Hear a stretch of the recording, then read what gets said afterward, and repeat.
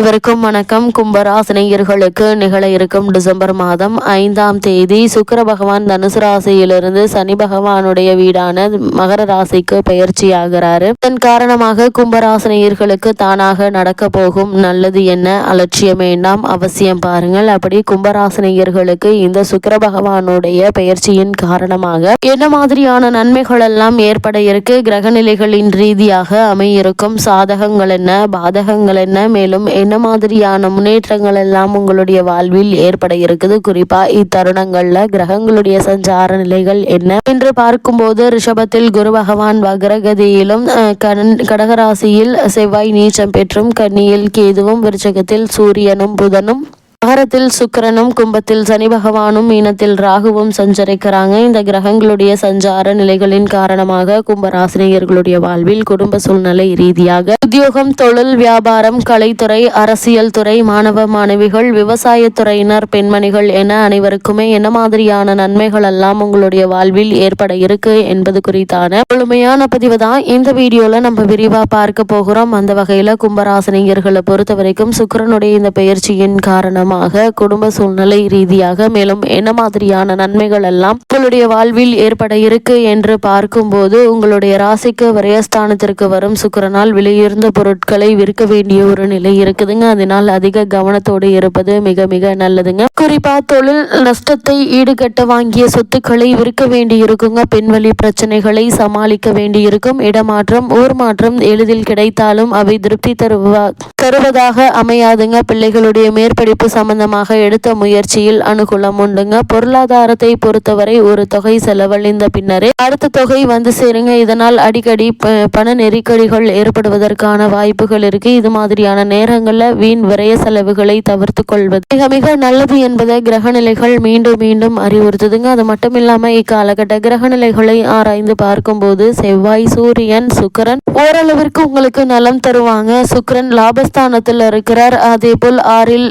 செவ்வாய் இருப்பது சாதகமான ஒரு அமைப்பு என்று தாங்க சொல்ல வேண்டும். லாபஸ்தானத்தில் இருந்த சுக்கிரன் தற்போது விரயஸ்தானத்திற்கு வருவதால சுப விரயங்கள் ஏற்படுவதற்கான வாய்ப்புகள் அதிகம் இருக்கு என்பதை கிரகநிலைகள் மீண்டும் மீண்டும் அறிவது. எது எப்படி போனாலும் தைரியத்தை மட்டும் விடாதீர்கள். உங்களுடைய முழு முயற்சியையும் கவனத்தோடு இருப்பது நல்லது. அதே போல எதையும் எதிர்கொள்ளும் ஒரு திறனை இந்த கிரகநிலைகள் உங்களுக்கு தருவதால் எப்பேற்பட்ட பிரச்சனைகள் வந்தாலும் அவற்றை சமாளித்து நீங்கள் வெற்றி காண இருக்கீங்க. அதனால் எப்படியாவது சமாளித்து எழுந்து விடுவீர்கள். உங்களிடம் பகைமை பாராட்டியவர்களும் உங்களுக்கு தீங்கிழைக்க வேண்டும் என்று நினைத்தவர்களும் உங்களை விட்டு விலகுவாங்க. போட்டிகள் குறையுங்க. வழக்குகள் இருந்துச்சு அப்படின்னா அந்த வழக்குகள்ல சாதகமான தீர்ப்பை இப்போது நீங்கள் எதிர்பார்க்கலாங்க. குறிப்பா காவல்துறை, நீதித்துறைகளில் உள்ளவர்களுக்கு நல்வாய்ப்பு. பழைய நெருக்கடிகள் தீர இருக்குதுங்க. அதே போல் சிலர் புதிய இடத்திற்கு வீடு மாற்றி செல்ல இருக்கீங்க. ஆபரண சேர்க்கை உண்டாகக்கூடிய ஒரு தருணமாகவும் தருணம் அமைஞ்சிருக்குது என்பதை கிரகநிலைகள் உங்களுக்கு தெளிவுபடுத்துதுங்க. அது மட்டும் இல்லாம இக்காலகட்ட கிரகநிலைகளை ஆராய்ந்து பார்க்கும்போது உங்களுடைய ராசிநாதனான சனி உங்கள் ராசியிலேயே பலம் பெற்று சஞ்சரிக்கிறாருங்க. அதே நேரம் செவ்வாயினுடைய பார்வையும் உங்களுடைய ராசியில் பதியுது. எனவே பிரச்சனைகளுக்கு மத்தியில் முன்னேற்றம் ஏற்படுங்க. தொழில் வியாபாரத்தில் போட்டிகளை சமாளிக்க வேண்டிய சூழ்நிலை உருவாகுங்க. தன்னம்பிக்கையும் தைரியமும்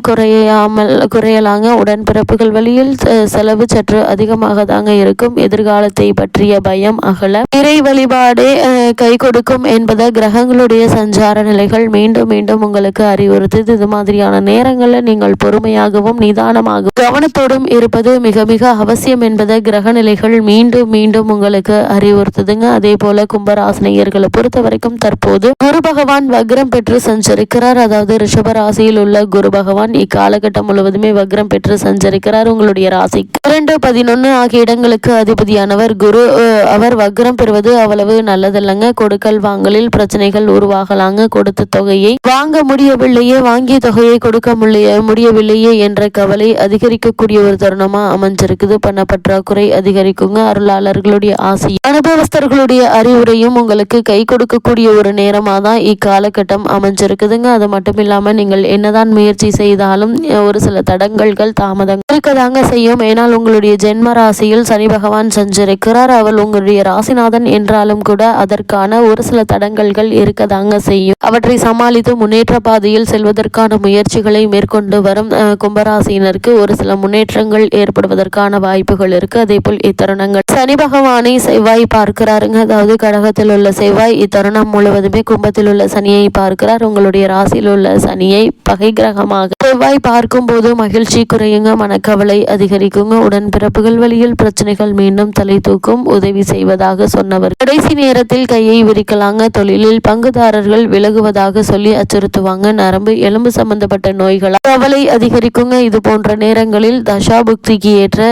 தெய்வங்களை தேர்ந்தெடுத்து வழிபடுவது மிக மிக நல்லது என்பது கிரகங்களுடைய சஞ்சார நிலைகள் மீண்டும் மீண்டும் உங்களுக்கு அறிவுறுத்துதுங்க. அது மட்டும் இல்லாம இக்காலகட்டத்தை பொறுத்த வரைக்கும் செவ்வாய் தற்போது நீச்சம் பெற்றே சஞ்சரிக்கிறார். அதாவது கடகத்தில் உள்ள செவ்வாய் இக்காலகட்டம் முழுவதும் நீச்சம் பெற்று சஞ்சரிக்கிறாருங்க. உங்களுடைய ராசி 3, 10 ஆகிய இடங்களுக்கு அதிபதியானவர் செவ்வாய். அவர் நீச்சம் பெறுவது என்பது அவ்வளவு நல்லதில்லைங்க. தொட்ட காரியங்கள் தடைகளும் தாமதங்கள் வந்து கொண்டே இருக்குங்க. துணையாக இருப்பவர்களை நம்பி எதுவும் செய்ய இயலாது. பஞ்சாயத்துக்கள் இழுபறி நிலையில் இருக்குங்க. உத்தியோகத்தில் உள்ளவர்களுக்கு பணிச்சுமை அதிகரிக்குங்க. பாடுபட்டதற்கேற்ற பலன் கிடைக்காது. அதே போல நீச்சம் பெற்ற செவ்வாய் தற்போது வக்ரமும் பெறுகிறார். உங்கள் ராசிக்கு 3, 10 ஆகிய இடங்களுக்கு அதிபதியான செவ்வாய் வக்ரம் பெறுவது அவ்வளவு நல்லதல்லங்க. தொழில் பங்குதாரர்கள் நம்பிக்கைக்குரிய விதம் நடந்து கொள்ள மாட்டாங்க. உடன்பிறப்புகளுடைய பகை அதிகரிக்குங்க. அதே போல் பாக பிரிவினைகள் இழுபறி நிலையில் இருக்குங்க. பஞ்சாயத்துகள் நீடிக்குங்க. பழைய வழக்குகள் முடிவுற்றாலும் புதிய வழக்குகள் தொடர்வதற்கான சாத்தியக்கூறுகள் அதிகம் இருக்குது. உத்தியோகத்தில் உயரதிகாரிகளை பகைத்து கொள்ள வேண்டாம் என்பதை கிரகநிலைகள் மீண்டும் மீண்டும் அறிவுறுத்துதுங்க. அதே போல் கும்பராசினியர்களை பொறுத்த வரைக்கும் பொது வாழ்வில் உள்ளவர்களுக்கு புதிய பொறுப்புகள் கிடைக்க இருக்குதுங்க. அதே போல்